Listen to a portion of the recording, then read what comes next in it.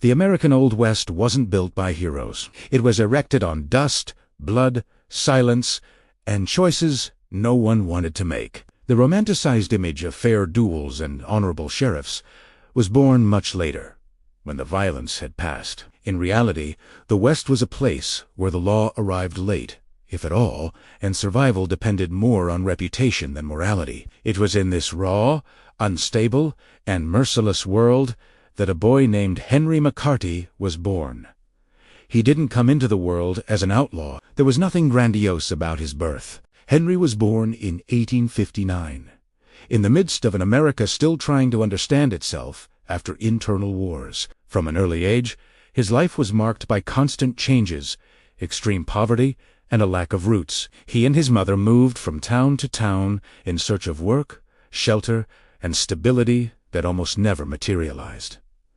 Even so, Henry was not an ordinary boy. He could read and write, something rare among poor children in the 19th century. He was curious, polite, and, according to reports, had a knack for learning. Those who knew him described a thin, frail-looking boy, more inclined to observe than to confront. Nothing about him suggested violence. Nothing indicated that this boy would become one of the most feared figures. Everything began to crumble when his mother died of tuberculosis. Her death was not just an emotional loss. It was the complete collapse of any protection Henry still had. In the Old West, being an orphan meant being alone. Abandoned children simply disappeared. Some died. Others became cheap labor. Others, like Henry, learned to survive quickly. Without family, without money, and without a future, Henry began to accept any available work. He worked on farms, did odd jobs, but the reality was too harsh. Food was scarce, hunger was constant, and the line between surviving and dying was too thin to allow for comfortable moral choices. Petty thefts began to occur. First food, then objects of minimal value. There was no planning, no criminal ambition. There was only necessity. In the West, stealing bread wasn't rebellion. It was instinct. It was then that, still very young, Henry got involved in a fight that would change his life definitively. A banal conflict, common in violent environments, escalated too quickly. A man ended up dead. The sound of the gunshot echoed not only at that moment, but for the rest of Henry's life. The blood on the ground left no room for return. He fled. At that instant, Henry McCarty ceased to exist. Billy the Kid was born. The name spread slowly at first, like a whisper among dusty towns in New Mexico. Billy began to live in constant movement, changing his name, his appearance, and his route. He learned to use weapons, not out of desire, but out of necessity. In the West, those who didn't know how to defend themselves didn't live long. The territory of New Mexico at that time was one of the most corrupt in the United States. The law was weak, easily manipulated, and frequently used as an instrument of power by powerful businessmen. Land, commerce, and politics were in the hands of a few extremely wealthy men. Sheriffs were bought. Judges were pressured. Judgments were decided before they even happened. Billy grew up within this broken system. He observed. He learned. He understood that justice wasn't blinded at own end, and those who weren't part of that circle needed to find other ways to survive. In this environment, reputation was currency. Being known as dangerous was often safer than being known as just. That's how Billy became involved in the Lincoln County War, a real, documented, and brutal conflict that was anything but epic. Two powerful groups vied for economic control of the region. To achieve this, they hired gunmen, bribed authorities. They transformed entire towns into undeclared battlefields. Deaths occurred without investigation. Executions were masked as confrontations. Billy joined a group known as the Regulators, men who believed they were reacting to assassinations by the local elite. They weren't saints. They weren't heroes. They were men driven to violence by a system that offered no real alternatives. Billy wasn't the group's leader, but he quickly stood out. His calm under pressure was unusual. In armed confrontations, he seemed to act on instinct, as if the surrounding chaos was simply part of the environment. Each shootout increased his fame. Each death amplified his reputation. The greater the reputation, the greater the hunt. The The press of the time quickly realized the potential of this figure, too young for the role he played. Newspapers began to exaggerate numbers, inflate reports, and build an almost mythical image of Billy the Kid. They said he had killed dozens of men, that he smiled while shooting, that he was a demon with a youthful appearance. Fear sold newspapers. The legend sold even more. But the reality was more complex. People who knew Billy described a contradictory young man. He laughed easily, played guitar, helped poor families, shared food, and demonstrated intense loyalty to those he trusted. At the same time, he was extremely dangerous when threatened. Billy wasn't a psychopath. He was a product of an environment that rewarded violence and punished weakness. If this story has already started to grab your attention, this is a good time to like the video, subscribe to the channel, and stay until the end, because what happens next transforms Billy the Kid from a wanted outlaw into a legend. The Lincoln County War came to an end, leaving a trail of death, betrayal, and broken promises. Billy believed he would finally have a chance to escape that cycle. Authorities promised amnesty in exchange for his testimony. They promised forgiveness. They promised a new beginning. Billy trusted them, and that was the biggest mistake of his life. Billy believed the promises because, for the first time since his mother's death, someone had spoken to him as a human being. The amnesty seemed real. The words sounded official. The deal seemed simple. He would help clarify the crimes, and, in return, he could start his life anew. For a young man who had spent his entire adolescence on the run, this sounded like freedom. But the Old West did not forgive naivety. As soon as he fulfilled his part of the agreement, Billy was abandoned. The promises evaporated.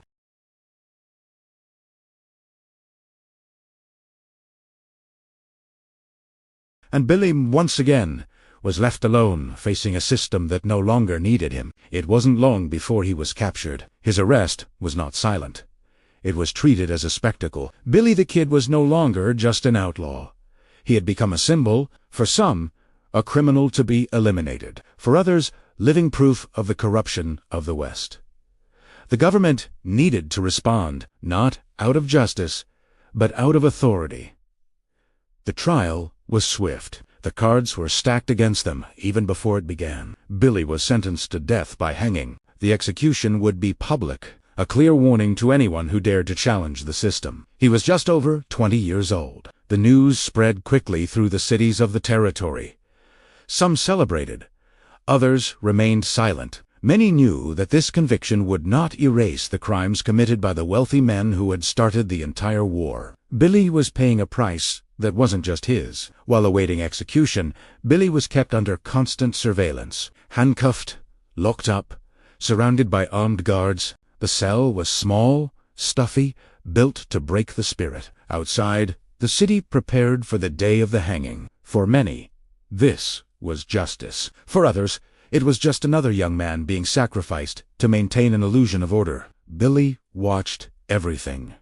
Every step of the guards, every shift change, every mistake. The Old West had taught him something too early. Nobody survives waiting for mercy. If there was a way out, he would have to find it himself. And then, on April 28, 1881, something happened that would go down in history. Even handcuffed, even under guard, Billy managed to break free. He grabbed a guard's gun during a moment of carelessness. A shot echoed through the building. Shortly after, another. 2 guards died that day. There was no speech. There was no hesitation. Just action. In a few minutes, Billy the Kid was free again. The news spread like wildfire. The condemned man had escaped. The Old West was in shock. Authorities were furious. Newspapers exploded with headlines. The escape was not just a humiliation for the government. It was a direct affront. From that moment on, there were no more possible negotiations. Billy would not be captured again for trial. He was to be killed. The man in charge of this mission was someone who knew Billy very well. Someone who had once been his ally. Someone who understood his habits, his hiding places, and his mind. A man torn between duty, ambition, and conscience. Pat Garrett had been elected sheriff with the clear promise to end Billy the Kid. To fulfill this role, he needed to destroy not only the man, but the legend. He began to hunt him relentlessly, following clues, interrogating allies, pressuring families, and spreading fear. Billy knew the hunt had escalated. He was no longer just an outlaw fleeing the police. He was the main target of an operation determined to erase his name from history. Even so, he kept moving. He took shelter in friends' homes, relying on the loyalty of people who still believed in him. This support network didn't exist out of fear, but out of identification. Many saw in Billy someone who had faced the same abuses. But the more time passed, the smaller the circle of trust became. The pressure mounted. The reward for his capture grew, and in the West, money always spoke louder than loyalty. On the night of July 14, 1881, Billy entered a house believing he was safe. It was late. The atmosphere was dark. The silence was heavy. He didn't know Pat Garrett was there, waiting. The encounter lasted seconds. One movement, one word, one shot. Billy the Kid fell dead to the ground, just over 20 years old. There was no trial.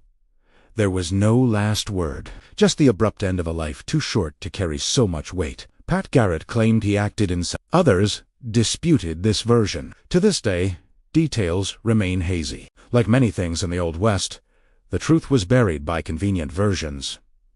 Billy's death didn't end his story. On the contrary, it was there that the legend truly began. Newspapers transformed the outlaw into a myth. Writers romanticized his life. Films portrayed him as a hero or a villain. But the central question never ceased to exist. Was Billy the Kid a cruel killer or a young man crushed by a corrupt system? The answer was never simple. Billy was responsible for deaths. That's a fact. But he was also betrayed, manipulated, and used as a scapegoat in a territory where the real culprits rarely paid. He didn't create the Old West. He was created by it, and perhaps that's why his story still resonates. Because Billy the Kid doesn't just represent a man. He represents an era where the line between justice and crime was too thin, and there's even more behind this story. Billy the Kid's death should have ended everything. That's what the government expected. A body on the ground. A final bullet. Silence would once again cover the desert. But the Old West never worked that way. Some deaths don't bury stories. They set them free. A few hours after the fatal shot, rumors began to circulate. People who knew Billy questioned the official version. Some said he was unarmed. Others claimed there was no warning before the shot. Pat Garrett shot a young man who didn't even have a chance to react. In the West, the truth was rarely written by the dead. Billy's body was buried quickly. No grand ceremony. No attempt to preserve his memory. It was as if the authorities wanted him to disappear not only physically, but also from history. But erasing someone who had already become a symbol was impossible. Soon, strange reports began to emerge. Men claimed to have seen Billy alive in other towns. Stories said he had survived the shooting, that Pat Garrett had killed the wrong man, that it was all just a charade to end the chase. In the Old West, where documents were scarce and identities easily altered, these theories found fertile ground. For decades, people came forward claiming to be Billy the Kid. One of the most persistent stories came from a man who lived to old age swearing he was the real Billy, claiming to have escaped that night. There was never definitive proof, but there was never absolute proof that he was lying. This mystery only fueled the legend even more. Meanwhile, Pat Garrett also found no peace. The man who killed Billy believed that this act would make him respected, perhaps even admired. The opposite happened. Many came to see him as a traitor. Others accused him of cowardice. Garrett spent the rest of his life trying to justify his decision, writing books, giving interviews, and reliving that moment repeatedly. He never managed to escape the shadow of Billy the Kid. This reveals something profound about the Old West. The victor doesn't always control the narrative. Sometimes, those who die too young become immortal, while those who survive carry the weight of doubt forever. Over the years, Billy's story has been shaped by each generation. In the early 20th century, he became a character in popular novels. Later, he became a tragic hero in film. In some portrayals, he was a rebellious vigilante fighting corruption. In others, a cold and dangerous criminal. the truth remained trapped somewhere between these extremes. Historical records indicate that Billy the Kid killed fewer men than legend attributes to him. Many historians agree that the actual number of confirmed deaths is much lower than that reported by newspapers of the time. But in the West, facts mattered less than well-told stories. And Billy was a perfect story. Young, quick, intelligent, poor, betrayed by the system, and dead before he grew old. He represented everything the Old West was, and everything it pretended not to be. A world that promised opportunities, but delivered violence. A territory that spoke of law, but operated on the basis of force. The real reason Billy the Kid has never been forgotten may not lie in his crimes, but in the mirror he held up to the society of his time. He exposed the hypocrisy of a system that punished the small while protecting the big, that called those who resisted criminals, but ignored those who exploited. That's why his story continues to be told. Because, deep down, Billy wasn't just an outlaw. He was a direct product of a broken environment, a young man shaped by abandonment, violence, and false promises. And when he fell, he took with him the illusion that the Old West was a just place. Yet, his legend isn't just romanticized. It also serves as a warning, a reminder that societies that abandon their weakest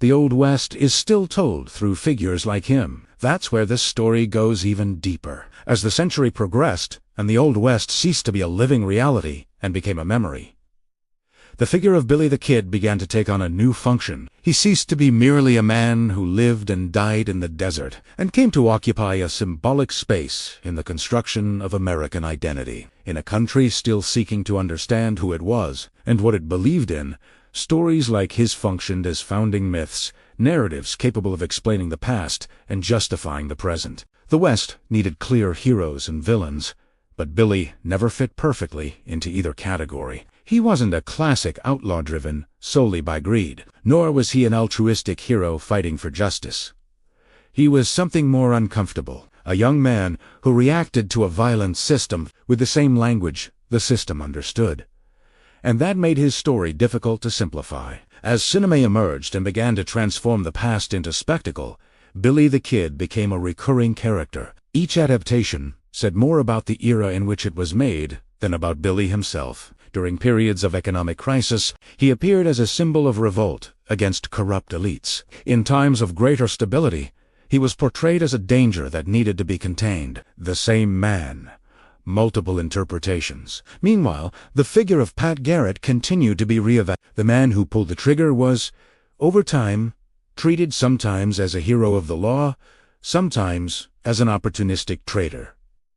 His own attempt to control the narrative failed. The books he wrote never managed to silence the doubts, and the more he tried to justify his decision, the more evident it became that that bullet had not ended the story, only transformed it. The curious thing is that the conflict that shaped Billy did not begin with him. He was merely the most visible face of something much larger. The so-called Lincoln County War was, in essence, an economic dispute disguised as a moral confrontation. Large commercial interests, local politicians, and obscure alliances created an environment where violence became inevitable. Billy was just a young man thrown into the center of this hurricane. When you consider this context, it becomes clear that his trajectory wasn't a deviation from the norm, but a logical consequence. The Old West rewarded strength, punished weakness, and called it order. Young men like Billy learned early on that the law didn't always protect and was almost never neutral. Survival demanded quick and often irreversible choices. This is the point where the story ceases to be just about an outlaw and becomes about a model of society. Billy the Kid exposes the human cost of a system that grew faster than its own capacity to create real justice. A system where guns arrived before institutions, and where reputations were built with gunpowder and fear. Therefore, his death didn't bring relief.